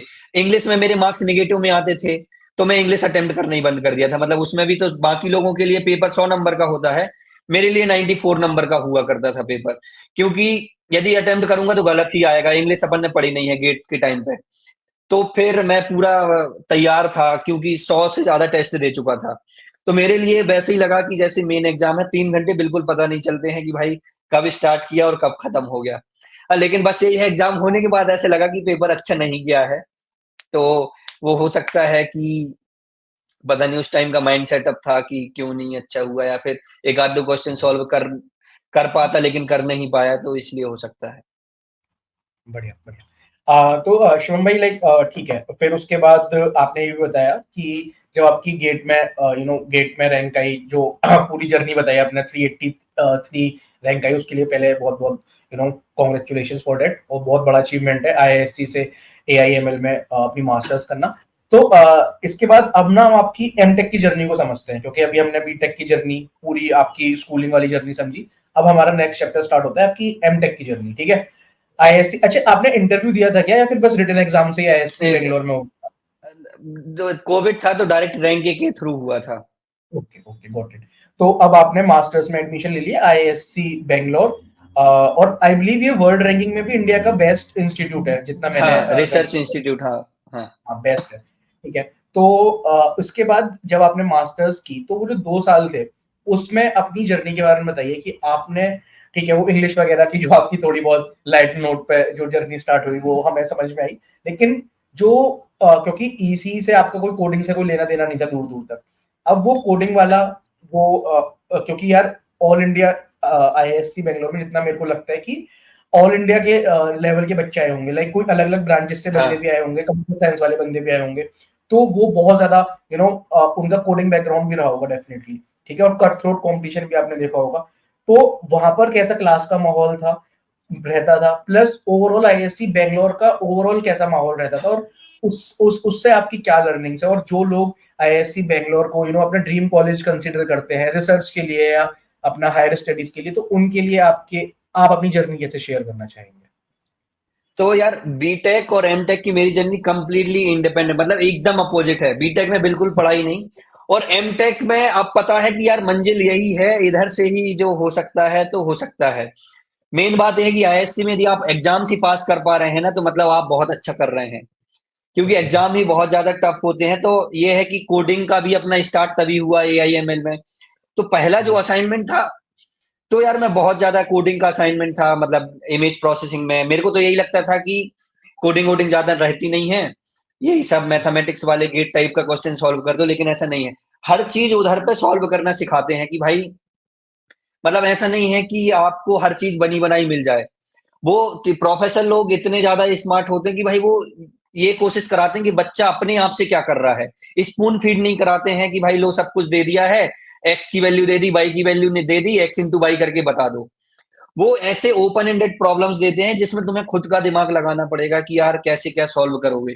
अब अपनी तो गूगल गूगल पे सर्च करने की कोई आदत थी नहीं, अपन को तो पता ही नहीं कि गूगल पे सब अवेलेबल है कि कैसे क्या। तो अब हम्म, असाइनमेंट जब आया कोडिंग का, तो मैं बहुत ज्यादा डिप्रेस था कि भाई कैसे सॉल्व होगा, हो भी पाएगा कि नहीं हो पाएगा। बाकी दोस्तों की हेल्प ली की शुरू की असाइनमेंट्स में, जैसे तैसे उनसे सीखने को मिला कि हर चीज भाई गूगल पे तुम सर्च करो, इधर उधर पढ़ो। ऐसा तो मतलब तब पता चला कि भाई ऑनलाइन सोर्सेज से भी कई सारी चीजें पॉसिबल हैं। तो जैसे तैसे असाइनमेंट वगैरह सॉल्व होना चालू हो गए, फर्स्ट सेमेस्टर निकल गया। तो बस ये था कि भाई आप कॉलेज करो, कॉलेज में जो पढ़ाया तो घर पे वापस पढ़ो, इतना ही था। इसके अलावा मैं कहीं घूमने नहीं जाता था, कुछ नहीं करता था, क्योंकि मेरे को यही लगता था कि यार जब बस एक बार प्लेसमेंट हो जाए उसके बाद तो फिर लाइफ सेट है। तो आप भरोसा नहीं करोगे कि यार मैं आईआईएससी में सेकंड टॉपर बना था क्लास का। मतलब समझ रहे हो, कोई आईआईएससी बैकग्राउंड, कोई मतलब अपना एआईएमएल का बैकग्राउंड नहीं।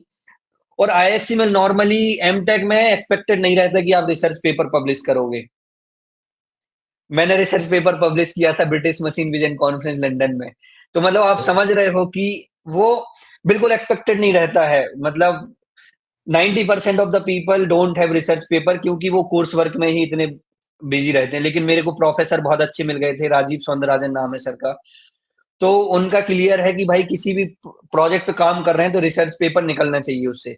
बहुत मेहनत की, बहुत स्ट्रगल किया, लेकिन बात यह है ना कि कॉलेज हो गया था फिर भी रिसर्च पूरी नहीं हो पाई थी।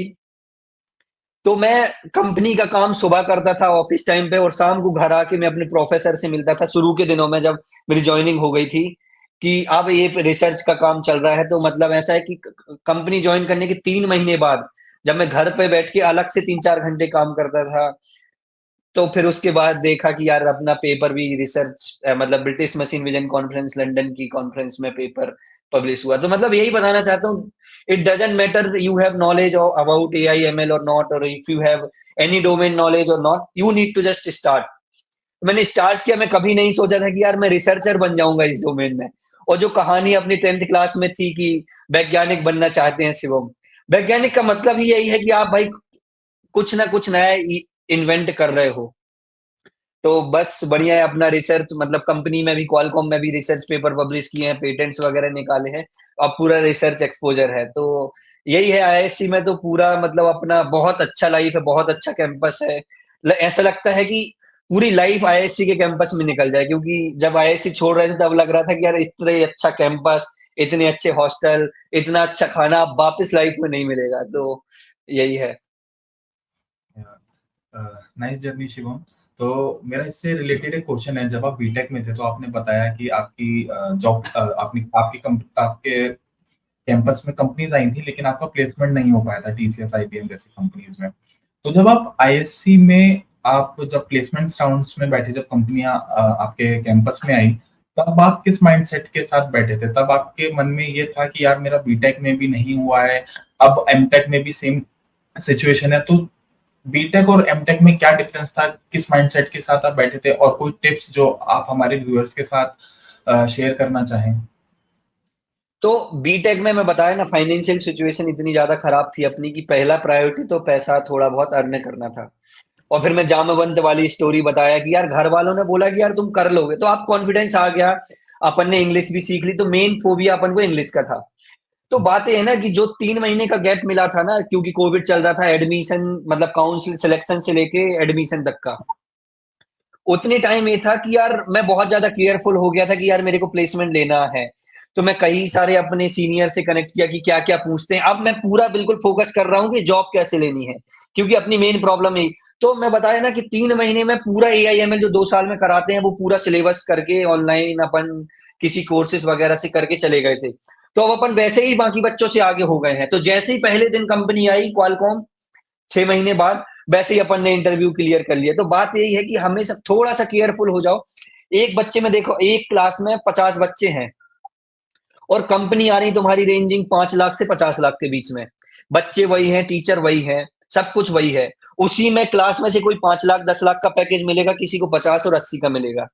तो डिफरेंस कहाँ आ रहा है? डिफरेंस सिर्फ ये 2-4 महीने में जो आप तैयारी कर रहे हो ना, उसमें डिफरेंस आ रहा है। तो मैं हमेशा बच्चों को या फिर जो जूनियर्स हैं उनको यही सजेस्ट करता हूँ कि यार उन 3-4 महीने में बस थोड़ी-सी ज़्यादा मेहनत कर लोगे ना, तो तुम्हारा पैकेज 10 लाख की जगह 50 लाख का मिल सकता है। मतलब आप सोच रहे हो बिल्कुल शॉर्ट टाइम में बहुत ज़्यादा अच्छा पैकेज।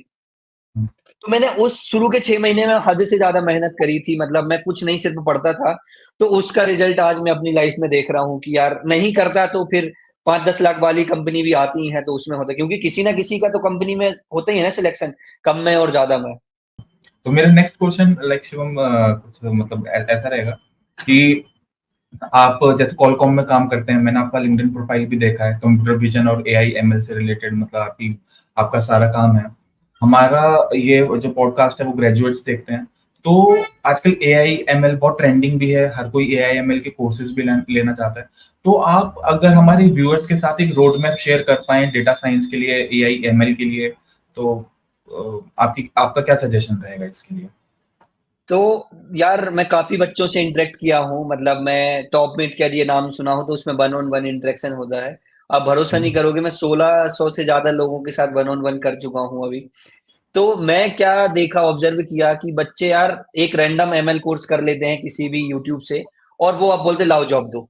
मैंने एमएल कर लिया है, लिंक्डइन प्रोफाइल भी लिख दिया है, ML enthusiast, AI engineer, data engineer. Bro यदि इतना ही करने से होगा तो सब लोग बीटेक ईटेक क्यों करेंगे? 12वीं पास के बाद एक कोर्स कर लो, मशीन लर्निंग, लाओ दो जॉब, ऐसा थोड़ी मिलता है। ये मेन प्रॉब्लम है लोगों का। मिथ ये है कि मशीन लर्निंग पढ़ लिया, अब मैं मशीन लर्निंग इंजीनियर बन गया। ऐसा नहीं है। कहानी ये है कि यार पूरा मैथमेटिक्स है मशीन लर्निंग में। अब बात ये है कि लीनियर अलजेब्रा जो टॉपिक है, और प्रोबेबिलिटी स्टेट्स टॉपिक है, ऑप्टिमाइजेशन जो टॉपिक है, ये 3 जो बेसिक बिल्डिंग ब्लॉक है मशीन लर्निंग इंजीनियर के। तो लोग ये 3 सब्जेक्ट पढ़े बिना सीधे मशीन लर्निंग पे पहुंच जाते हैं और कॉन्फिडेंस भी दिखाते हैं कि मेरे को सब आता है। मतलब तुमने पहली कक्षा नहीं पढ़ी, दूसरी नहीं पढ़ी, तीसरी, सीधे 12वीं में पहुंच गए और बोले मेरे को साइंस लेनी है। ऐसा नहीं होता है। तो सबसे पहले लीनियर अलजेब्रा को बोल सकते हैं कि एक मान के चलो मशीन लर्निंग एक कोई कार है, फरारी कार है, तो लीनियर अलजेब्रा उस कार को चलाने की चाबी है।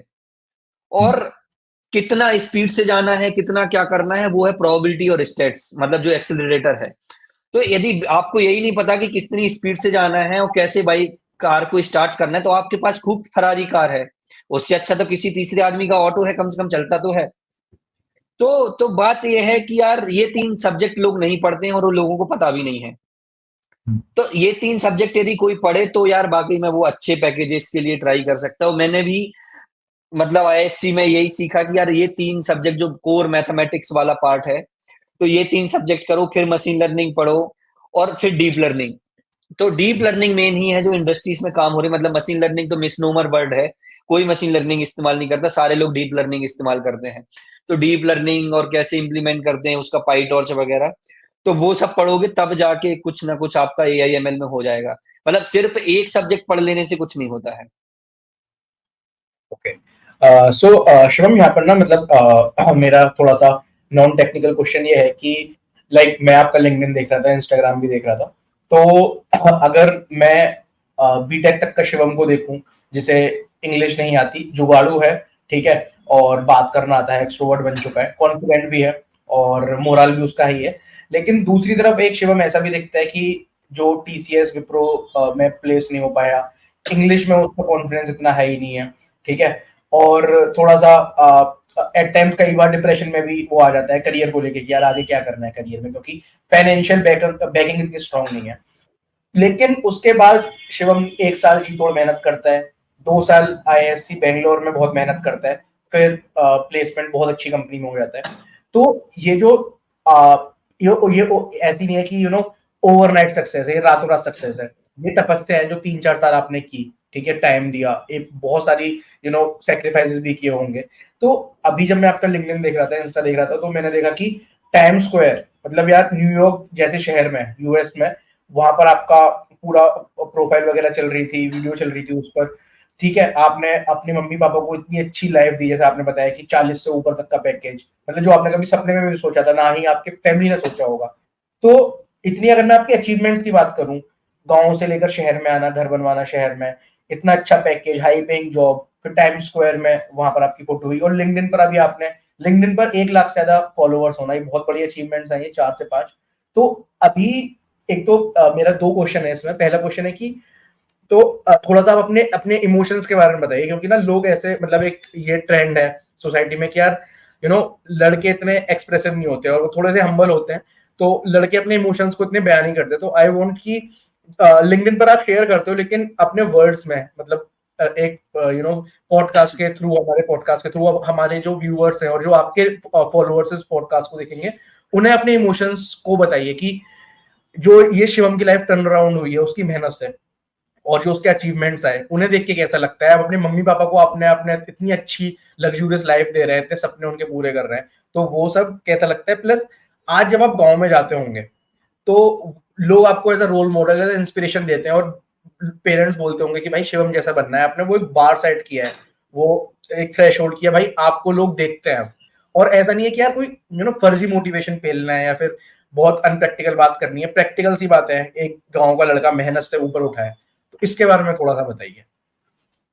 तो यार बात ये है ना कि भले मैंने बताया है कि चलो ये हो गया, ये हो गया, इसके बीच में यार कई ऊपर नीचे उतार चढ़ाव आए। मतलब आप बोल रहे हो कि लोग, बच्चे एक्सप्रेस नहीं करते हैं। यार मैं बहुत इमोशनल बंदा हूँ। जब भी मैं दुखी होता हूँ, मैं भाई अपना मस्त रोता हूँ, पहले तो 15-20 मिनट बढ़िया रो। क्योंकि बात ये है ना कि यार अपने ऊपर स्ट्रेस बहुत ज्यादा रहता है। आपके ऊपर जब रिस्पॉन्सिबिलिटी है तो आपके ऊपर काफी लोग डिपेंडेंट हैं। तो अब वो जब बहुत ज्यादा दिमाग में भर जाता है, तो ऐसा नहीं है कि वो यार बोलते हैं लोग लड़के रोते नहीं। यार मैं तो भाई जब मन करता है चुपचाप रोता हूँ, फिर बोलता हूँ हाँ आप बताओ भाई क्या करना है अपने आप से। तो मैं बहुत रोया हूँ, मतलब मैं बोल रहा हूँ ना, नॉर्मल इंसान से ज्यादा मैं चुपचाप रो लेता हूँ। और फिर शुरू से अपना, मतलब ऐसा नहीं कि अब मैं क्वालकॉम में आ गया तो मेरे को कभी रोना नहीं पड़ा भाई। हर इंसान की लाइफ में समस्या है, कुछ ना कुछ, कहीं फैमिली से रिलेटेड, फाइनेंस से रिलेटेड, काम से रिलेटेड, किसी ना किसी चीज से तो समस्या रहेगी। तो भाई खूब रो। मैं तो सबको यही बोलता हूँ भाई, परेशान मत हो, रोने से पूरा मन हल्का करो और फिर आगे अपना देखो कि क्या करना है। पहला पॉइंट तो ये जो मैंने अपनी लाइफ में चेंज किया है। दूसरा पॉइंट ये है कि यार सही डायरेक्शन, प्रॉपर डायरेक्शन एक बहुत ज्यादा इंपॉर्टेंट है। यदि मेरे को डायरेक्शन नहीं मिली होती, मेरे को लोगों ने नहीं बताया होता, तो मैं इधर तक नहीं होता। तीसरा पॉइंट मैं यदि बोलना चाहूँ तो यार एक सेल्फ कॉन्फिडेंस होता है जो चेंज हुआ है। कि मतलब जैसे मैं बोला ना कि मैं नहीं कर पाऊंगा, मैं इंग्लिश नहीं बोल पाऊंगा, मैं एआईएमएल नहीं कर पाऊंगा। एक बार आप सेल्फ बिलीव कर लो तो यार सब हो जाता है। और आईआईएससी ने यही सिखाया है, जो उनके असाइनमेंट थे, जो उनका वो कोर्स वर्क था, कि यार टाइम लग सकता है। भले आज आप मेरे को मैकेनिकल इंजीनियरिंग की जॉब में डाल दो, मेरे को नहीं आती मैकेनिकल इंजीनियर, लेकिन यदि आप 15-20 दिन, 1 महीने का टाइम दे दो ना, तो मैं प्रॉब्लम सॉल्व कर दूंगा। इतना कॉन्फिडेंस आ गया है कि यार मैं पढ़ूंगा, मैं रात भर जो इधर उधर से रिसोर्सेज खंगालूंगा, लेकिन अल्टीमेटली ये नहीं बोलूंगा कि नहीं हो पाएगा, मैं करके दूंगा। तो ये जो माइंड सेटअप हुआ है ना, इसकी वजह से ये सारी सक्सेस हुई है। अब बात ये है कि यार कैसे क्या, ठीक है, मैं जब तक अपने घर वालों को देखता हूँ, उनको जो सुविधाएं दे रहा हूँ, तो मेरे को उनकी खुशी, हैप्पीनेस देख के बहुत ज्यादा अच्छा लगता है। मतलब मैं ऐसा है कि यार मैं अभी अपने ऊपर देखता हूँ तो मेरे को सेटिस्फाइड फील नहीं होता, मेरे को लगता है कि बहुत आगे जाना है, कुछ ना कुछ बड़ा करना है। लेकिन मेरे को खुशी तब होती, मैं ऐसे, मतलब ऐसे क्रीमी वे में नहीं बता रहा हूँ, मैं सच बता रहा हूँ। क्योंकि यार आप सोचो कि मेरी मम्मी पापा ने, मेरे फैमिली वालों ने कैसे मेरे को ग्रो किया है, मतलब समझ रहे हो। 3,000 रुपए महीने की अर्निंग हो रही हो जिसकी गांव में, तो वो अर्निंग से अपना घर चलाना, कपड़े और वो सब करना, और तुम्हें पढ़ाना लिखाना, मतलब आप समझो कि यार रोंगटे खड़े होते हैं कि यार देख के मम्मी पापा को, यार ये वही लोग हैं जिनकी वजह से अपन इधर पे आ पाए हैं। तो अब एक बुरा है ना कि गिव इन बैक वाला, कि यार मम्मी के मुंह से निकल ना पाए और उसके पहले अपन उनको चीज करके दे दो। लोग जॉब करने के बाद मकान बनवाते हैं, आप भरोसा नहीं करोगे, मैं ज्वाइनिंग से पहले अपने घर का लग्जरी मकान बना दिया। मतलब घर में AC, fridge, washing machine, underground जो नल की फिटिंग गाँव में नहीं रहती है, ठीक है। उसके बाद अपन जो देखें गांव में जो इंटीरियर वगैरह, आप मेरा यदि इंस्टाग्राम पे देखोगे घर का डाल के रखा है मैंने, तो अब गांव में तो अपने वो इंटीरियर डिजाइनर वो सब नहीं होते, कोई नक्शा बनाने वाला नहीं होता है, सीधा है कच्चा घर है ये अपना, इसको बनाना है। अपन जो मिस्त्री को बोलेंगे वो करके देगा। अपन बेंगलोर में बैठे हैं, मम्मी गांव में है, पापा बोलते सुनते नहीं है, वो घर बनाना है और लग्जरी बनाना है। कैसे कम्युनिकेशन चल रहा है, उनने बोला सीमेंट खत्म हो गई, मैं ऑफिस में हूँ कंपनी में, मैं मीटिंग में, और मम्मी का फोन सीमेंट खत्म हो गई, मैं दुकानदार को फोन लगा रहा हूँ भाई सीमेंट भेज दो, मैं मिस्त्री को कन्फर्म कर रहा हूँ सीमेंट आ गया है कि नहीं आ गया है। डेली ऑफिस के बाद उधर रिसर्च का काम अलग चल रहा है, इधर अलग डिस्कशन चल रहा है मिस्त्री से, इधर पे ऐसा कमरा बनाना है, इधर पे ये बनाना है, इधर पे ये बनाना है। मतलब समझ रहे हो, जॉब जस्ट स्टार्ट हुई, मेरा पूरा घर मतलब तीनों चीजें चल रही हैं। तो ये एक रहता है कि भाई एक प्राउड मोमेंट होता है कि यार जॉब जैसे ज्वाइन करने से पहले ही तुम्हारा पूरा घर मकान पूरा तैयार हो गया। और जो अपन शहर में सुविधाएं देखते हैं, कई लोग मेरे को अपोज किए कि पैसा आने लगा है तो फेंकने लगे हो, ये वो, एसी की क्या जरूरत, गांव में बाकी लोग रहते नहीं। अरे भाई मेरा पैसा मेरे को कहाँ लगाना है, मैं डिसाइड करूंगा ना। सही बात है। अब वो तो तमाचा रहता है कई लोगों के ऊपर कि तुम इतने करोड़ों रुपए गांव में कमा चुके हो, तुम एसी नहीं लगवा पाए, और मैं अपने पेरेंट्स को भाई पूरी सुविधा, घर मकान की पूरा इंटीरियर डिजाइन, मतलब लोग जाते हैं तो ये बोलते हैं कि तुम्हारे घर में आके लग नहीं रहा है कि गांव के घर में आए हो। तो वो सब चीजें हैं। और भी बस ऐसा है कि यार जो भी करना है मेरे को अपने पेरेंट्स के लिए, और जो अपने फैमिली मेंबर्स हैं उनको एक बार अपन खुश देखते हैं ना, तो फिर लगता है कि यार सब बढ़िया चल रहा है। तो यही कहानी। फिर उसके बाद फिर अपने बारे में सोचते हैं, जब घर मकान बन गया, सब सेटल हो गया, तब अपने बारे में सोचा कि क्या करना है अब। बढ़िया। तो शिवम एक वो और थोड़ा सा, इंसिडेंट इधर पे, एक और इंसिडेंट है कि हम लोग बनिया है कास्ट से। तो बनिया में ओके, ये प्रोफेशन है कि यार सोने की चेन जो रहती है, मतलब सब बच्चे पहनते हैं बनिया में। हम लोग के गांव में ऐसा है, अपने पास नहीं है पैसा भाई बचपन में, अब मम्मी को बोल रहे हैं कि मम्मी सोने की चेन दिला दो। अब अपन को थोड़ी पता है कि यार कितने महंगा सोना है क्या है। मम्मी ने बोला सोना तो नहीं बेटा, चांदी की चेन, तो मैं चांदी की ज्यादा अच्छी लगती है भाई। मम्मी ने मेरे को 1 तोले की 1000-1200 रुपए में चांदी की चेन ला के दी।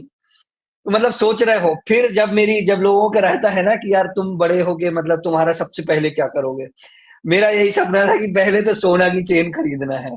तो पहले अपन ने मतलब जब अपने लिए कुछ करना चालू किया, तो सबसे पहले सोने की चेन खरीदी कि यार ये सबसे पहले खरीदना है। क्योंकि 10 साल से अपन ने, क्योंकि बाकी बच्चे पहने हुए हैं तुम्हारे, अब वो रहता है ना कि गांव में एक है कि अब सही सब बात बच्चे हैं, अपने पास क्यों नहीं है। तो मेरा तो यही था कि यार पहले जो बनिया की कैटेगरी में आने वाला अपना जो वो है, पहले है। तो बनिया की कैटेगरी में आ जाओ, तो वही है। शिवम वो वाला उसके बारे में थोड़ा सा बताइए, टाइम स्क्वायर में जो आपकी वो पूरी पिक वगैरह पब्लिश हुई थी, क्या था वो उस जर्नी के बारे में थोड़ा सा बताइए। हाँ, तो बात ये है कि यार मतलब मैं ऐसा मानता हूँ कि यार गाइडेंस और जो तुम्हारा प्रॉपर जो है वो प्रॉपर होना चाहिए, मतलब। तो और मेरी जर्नी ऐसी है ना, कई लोग 80-90% लोग क्या करते हैं भाई, गिव अप कर देते हैं कहीं ना कहीं। तो मेरे को लास्ट ईयर रियलाइज हुआ कि यार अपन के पास स्टोरी है, अपन के पास ये है कि भाई कैसे बिना पैसे के, मेन बात ये है बिना पैसे के कैसे आगे बढ़ा जा सकता है क्या। तो मेरे को लोगों को बताना है कि भाई मैंने किया है तो तुम भी कर सकते हो, क्योंकि ऐसी स्टोरीज बहुत कम रहती हैं। तो मैं लिंक्डइन पे मतलब शेयर करना चालू किया, लोगों को बताना चालू किया कि भाई इधर से ऐसे जा सकते हो। तो मैंने एक दिन अपनी स्टोरी शेयर की कि यार भाई अपन इधर इधर से आते, वो स्टोरी पूरी वायरल हुई। मतलब आप सोच रहे हो कि भाई 5-6 लाख लोगों ने देखी वो स्टोरी। तो एक कंपनी है टॉपमेट, तो हाँ, टॉपमेट वालों को वो स्टोरी बहुत अच्छी लगी। तो उन्होंने भाई नॉर्मली तो बहुत बड़े बड़े सेलिब्रिटीज वगैरह को टाइम्स स्क्वायर न्यूयॉर्क में चलाते हैं, दिखाते हैं। तो अपन एक नॉर्मल इंसान जो एक इंजीनियर है, उसकी स्टोरी, मतलब सोचो मैं, मेरे मम्मी पापा, दीदी और अपने चाचा चाची और बाकी फैमिली मेंबर सबको, मतलब टाइम्स स्क्वायर एक जगह है अमेरिका में, उधर पे बड़ी बड़ी स्क्रीन पे welcome to New York, welcome to New York वो चलाया है ना। पूरी न्यूज़पेपर वालों ने कवर किया था। और मतलब अपने गांव में भी बहुत ज्यादा लोग खुश थे कि अपन बोलते हैं ना कि जहां पे मैं नहीं पहुंच सका, उधर पे अपनी सफलता पहुंच गई। तो यही है, बहुत ज्यादा मतलब वो प्राउड मोमेंट था अपने लिए। मतलब मैं चला गया ठीक है, लेकिन यार अपने मम्मी पापा फैमिली मेंबर्स को गांव में जो कभी एक्सपेक्ट नहीं कर रहे हैं कि कहाँ पे क्या है, उनकी फोटोज चल रही हैं और एग्जाम्पल दिया जा रहा है कि यार देखो भाई ये बंदा इनका है और इन लोगों ने इनको ग्रो किया है। तो बहुत ज्यादा मतलब प्राउड मोमेंट था। तो ऐसे ही करके मैंने अपनी लिंक्डइन जर्नी स्टार्ट की और उधर से फिर, लेकिन लिंक्डइन जर्नी में भी बहुत ज्यादा अप डाउन हुए, तो उधर पे भी एक अलग स्टोरी है कि भाई कैसे क्या करना है। Okay, so Shivam, that was all from our side. ठीक है, मतलब काफी कुछ है, लाइक अगर अभी हम 2 घंटे 3 घंटे और बैठे ना, और इतनी सारी स्टोरीज आ जाएंगी आपके निकल के, क्योंकि 10 साल की जर्नी। एक और कॉम्प्लीमेंट मैं आपको देना चाहूंगा, जैसे सचिन ने दिया कि आपका वे ऑफ टॉकिंग बहुत अच्छा है। तो जैसा आपसे बात कर रहे थे ना, मतलब जाकिर खान मेरे पर्सनल फेवरेट, वो भी इंदौर की साइड से आते हैं, एमपी की साइड से आते हैं। हाँ हाँ मेरा एक अच्छा दोस्त भी है अर्पित, वो भी इंदौर की साइड का है। तो वो जो लहजा है ना, वो बहुत अच्छा है, बोली बहुत मीठी टाइप लगती है उनकी। ठीक है, तो अगर आप कभी ट्राई करो, कभी कॉलकॉम वगैरह में आपको मौका मिले तो स्टैंड अप जरूर ट्राई करना आप यार, मेरा एक ये अरे जी पर्सनल है यार। काफी काफी अच्छा करोगे, जो आपने बात बताई ना अपनी बीटेक और एमटेक की जर्नी से, वो काफी काफी उसमें सेंस ऑफ ह्यूमर काफी अच्छा लगा मेरे को आपका। वो बहुत ओपन माइक टाइप थैंक्स। रहते हैं, कॉर्पोरेट में रहते हैं ना, ओपन माइक टाइप अपनी जर्नी बताओ, तो उसमें काफी अच्छा सेंस ऑफ ह्यूमर है उसका, आप काफी अच्छा करोगे। ठीक है, so on a light, that was all on a lighter note, but having said that, कि अब मैं बस 1 मिनट लूंगा अपने व्यूअर्स को और पूरी जर्नी को, शिवम की पूरी जर्नी को रिआइटरेट और समराइज करके फिर हम अपने पॉडकास्ट को कंक्लूड करते हैं। सो मतलब एक चीज जो मैं शिवम की जर्नी से सीख कर ये कहना चाहूंगा कि यार हमें हमेशा ना अपने रूट्स को कभी नहीं भूलना चाहिए कि हम कहाँ से आते हैं। एक तो ये बहुत बड़ी मेजर लर्निंग है, प्लस कि यार जो शिवम के चाचा जी हैं, ठीक है, जैसे आजकल के टाइम में सिर्फ जो अपने माँ बाप हैं, अपने सगे भाई बहन है, जो ब्लड रिलेशन है, वही सपोर्ट करते हैं। लेकिन शिवम के चाचा चाची ने उनको सपोर्ट किया, शिवम के जो पड़ोस वाली आंटी उन्होंने उनको सपोर्ट किया फाइनेंशियली। और सबसे बड़ी बात, जो शिवम ने प्रोफेसर का नाम लिया, मतलब कभी उन प्रोफेसर से मिले नहीं, बस एक नॉर्मल ईमेल कर दिया, उसके बाद सर ने 1 लाख रुपए, कोई किसी को 500 रुपए नहीं देता फ्री में, ठीक है, उधार देते हैं, उसमें भी 100 बार जता देते हैं, लेकिन एक स्ट्रेंजर, एक नॉर्मल फैकल्टी ने आपको 1 लाख रुपए तक का दिया, जस्ट बिकॉज कि यार आप फाइनेंशियल हर्डल नहीं आना चाहिए आपकी लाइफ में, कि आपके अंदर वो हुनर है, आप उस पैसे की वजह से आपका वो हुनर ना सप्रेस नहीं होना चाहिए, आप ग्रो करो।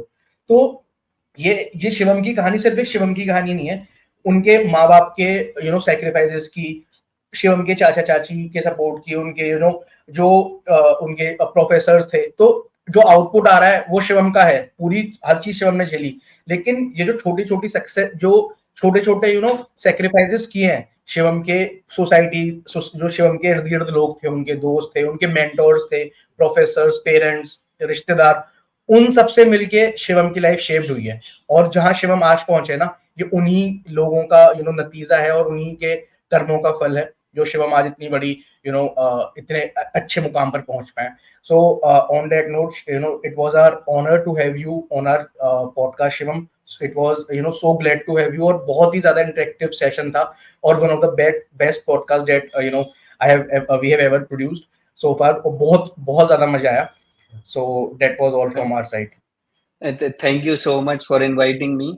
मैं लास्ट लाइन 2-3 चीज और बोलना चाहूंगा बिल्कुल शॉर्ट, 1-2 मिनट में, कि यार जो प्रोफेसर हैं मतलब उनको सच में मैं बहुत ज्यादा थैंकफुल हूँ। और मैंने एक काम ये भी किया कि यार जैसे ही मेरा कंपनी की पहली सैलरी आई, मैं सबसे पहले उनको जाके भाई उनके पैसे दिया कि भाई भविष्य में यदि किसी और बच्चे को ऐसी जरूरत पड़े तो आप कभी हिचकिचाओ ना कि यार लोग पैसा लेते हैं और दे मतलब चले जाते हैं।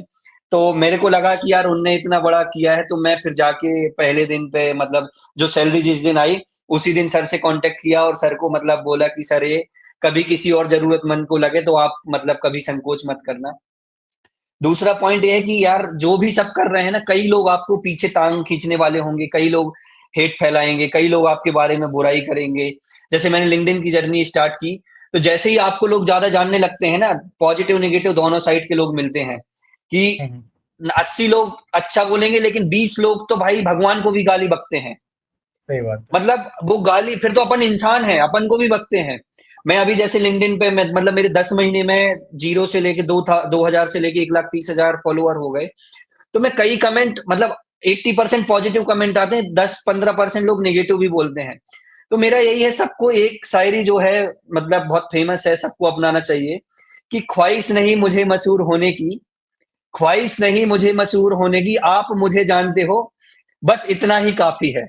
आप मुझे जानते हो बस इतना ही काफ़ी है, क्योंकि अच्छों ने अच्छा और बुरे ने बुरा जाना मुझे, अच्छों ने अच्छा और बुरे ने बुरा जाना मुझे, क्योंकि जिसकी जितनी ज़रूरत थी उसने उतना ही पहचाना मुझे।